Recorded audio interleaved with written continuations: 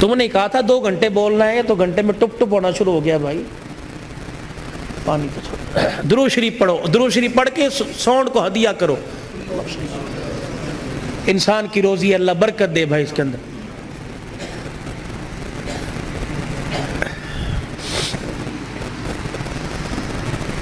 ابا جان آج کہہ رہا ہے قرآن سنا, کتھوں سناوا تینوں قرآن؟ ابا جان وہ یاد کر میں دنیا میں نہیں آیا تھا. ابا تو مزدوری کر کے شام کو آیا, میری ماں تجھے دیکھ دیکھ کے مسکرا رہی تھی. تو نے میری ماں سے کہا تھا خیر ہوئے آج کیوں ہنس رہی ہے؟ اللہ اکبر. تو نے کہا رات نہیں, میری ماں نے کہا رات کو بتاؤں گی. ابا جان جب تنہائی میں میری ماں اور تو بیٹھے تھے, ابا جان میری ماں خوش ہو کے رونے لگی. تو نے کہا پلیے لوگ کے کی گل لے, کہ لگی مبارک ہو تیرے گھر میں مہمان آنے والا ہے. اللہ کہا تھا نا. ابا جان یاد کر میری ماں کے پیٹ پہ ہاتھ رکھ کے کہا تھا میری نسل چلے گی. کہا ابا تو نے کہا تھا آنے والے کو کیا بنانا ہے؟ میری ماں نے کہا ڈاکٹر, تو نے کہا وکیل, میری ماں نے کہا کھلاڑی, تو نے کہا جج. ابا جان وہ رات یاد کرو. اللہ اکبر. میں ماں کے پیٹ میں سن رہا تھا, تو نے کہا ڈاکٹر بنانا, تو نے کہا وکیل بنانا. ابا جان اماں جان ساری رات بحث کرتے رہے. کسی نے کہا ڈاکٹر بنائیں گے, کسی نے کہا وکیل بنائیں گے. میں سن رہا تھا دونوں میں سے کسی نے ساری رات میں یہ نہیں کہا اسے قرآن کا حافظ بنائیں گے. بھگتو آج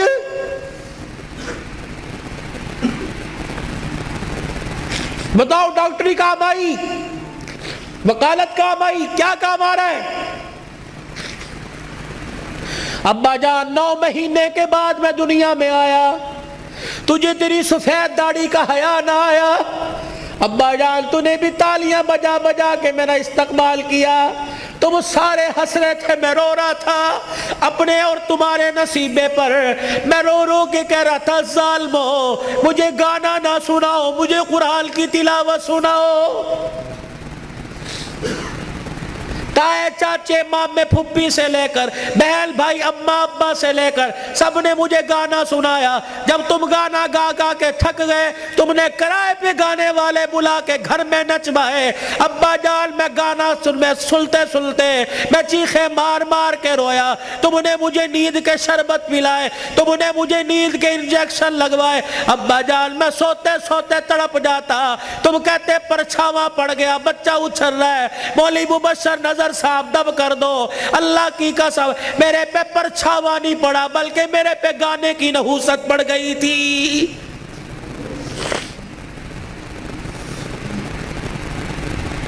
اتنا سا میں اسکول کا بیگ لے کے گھر سے نکلتا, گانے کی آواز سن کے نکلتا. 10 گھنٹے بعد 8 گھنٹے بعد گھر آتے مجھے گانے کی آواز ملتی.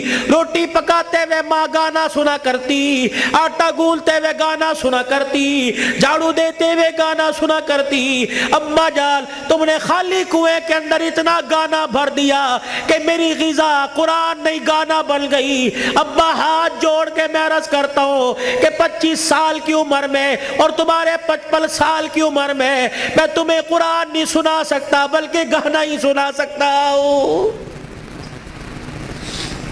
میں کہاں سے لاؤں وہ لال جو فاطمہ کی گود میں آیا تھا اور سیدہ فاطمہ الزہرا نے سینے سے لگایا اور سینے سے لگا کر بیٹے کو دودھ پلا کے مسکرا کے قرآن سنایا اور دل کی دنیا میں کہا اس قرآن کی قیمت کیا ادا کرے گا, اس مسکرانے کی قیمت کیا ادا کرے گا, اس گود کی قیمت کیا لگائے گا. تو حضرت حسین نے مسکرا کے ماں کی طرف دیکھا کہ اماں تو نے مجھے گود میں قرآن سنایا, انشاءاللہ میں کل کربلا کے میدان میں تجھے نیزے کی نوک پہ چڑھ کے اللہ کا قرآن سناؤں گا.